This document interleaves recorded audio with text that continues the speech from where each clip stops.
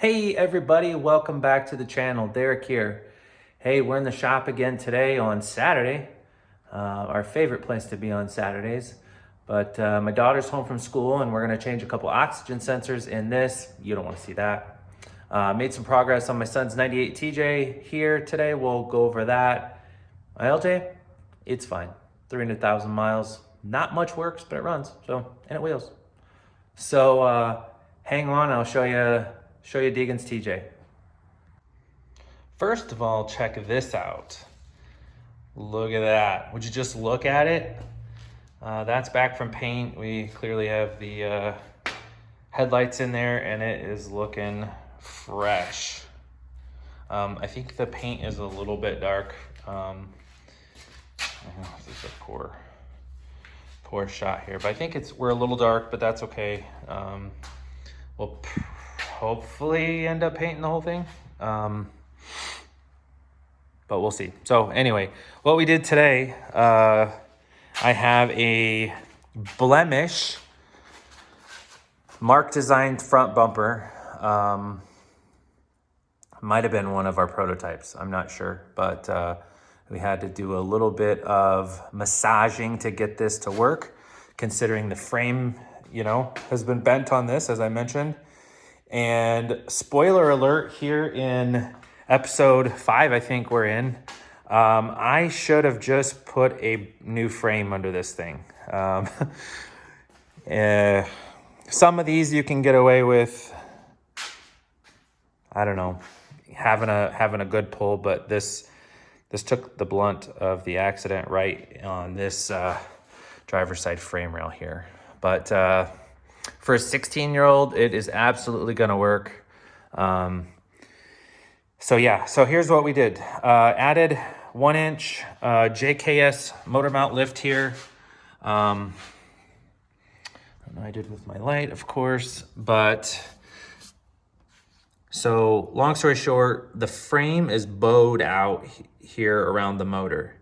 So if I bolted the motor down to the driver's side, it was too far to the driver's side and it wouldn't bolt to the passenger side and vice versa.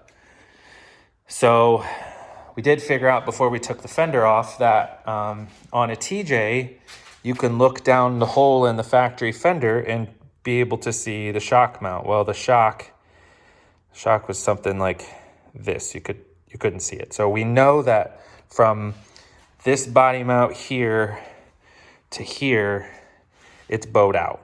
So, and we also know that the motor mount tab on this side, I think you can refer to video 3, this motor mount tab on the frame is bent back this way. So, I'll be straight with you. We just don't have the budget. He doesn't have the budget for a new frame. So we're going to make this work. We know that it went to the frame shop and, from side to side, it's on the money. If you measure in an X, it's on the money from point A to point B back there. But what's in between is kind of goofy. Every Jeep that gets wrecked is not like that. I've had so many with bent frames and they've been just fine. But anyway, nevertheless, so here you can see better. I've made some, well, these are temporary, but some plates where I can, how do I say this to you? Okay, let me back up, sorry. So with that mount being off, that tab being off, and this tab being off, it's kind of stretched out.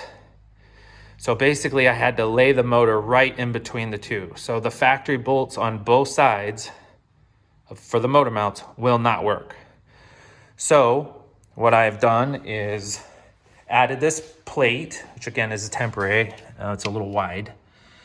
And I've gotten it so it lines up perfectly. And what we did we didn't want to scratch that piece of work, but what we did was bolted the radiator and shroud up and put the motor mount lift in because of the body lift and lined ourselves up here and made sure that we were right where we needed to be. So the fan has clearance all the way around the shroud And I mean, I realize we don't have fenders in here at this point, but nevertheless, we're good. So I think I'm done working on it for today, but what we'll do is drill some new holes and bolt it down. You could call it redneck. I'll call it redneck. Call an ace for an ace, but his first Jeep, yeah, it is what it is. But so we did that. Bumper, we'll probably take, I think I'm gonna just leave this here for now. We'll put this away so it doesn't get scratched. And the hood's getting painted, the cowl is getting painted, and we still don't have fenders yet. I am hoping to pull the trigger on that here soon. Ideally, I would like Moto-Built. I have them over there on the LJ, but I did, in that little transition, bolt up an extra set of Moto-Built 2-inch flares that I had. They are actually bent, damaged, I don't know what you want to say, but Moto-Built sent me a new set, so I didn't want to throw those out with the bathwater. So a standard Moto-Built fender would look great on here, but they obviously have the 2-inch. Cav Fab has a Highline 2-inch. I'd love to get a set of Poison Spider. Of course, they don't make those anymore, but there's used sets out there. Metal Cloak, I've had a set of those before. Those are pretty cool. And I'm not sold on the rear flares. I could put some Ruby flares on it that I already possess.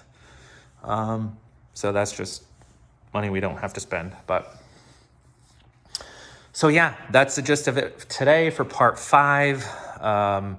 Thank you guys for tuning in. Again, I would super appreciate it if you like what you see. Just subscribe for me and maybe like some of the videos. As I start getting better with editing and showing my ugly mug on the camera, and just getting more content around for you guys, I'll be getting better at that. So bear with me. Thank you guys so much.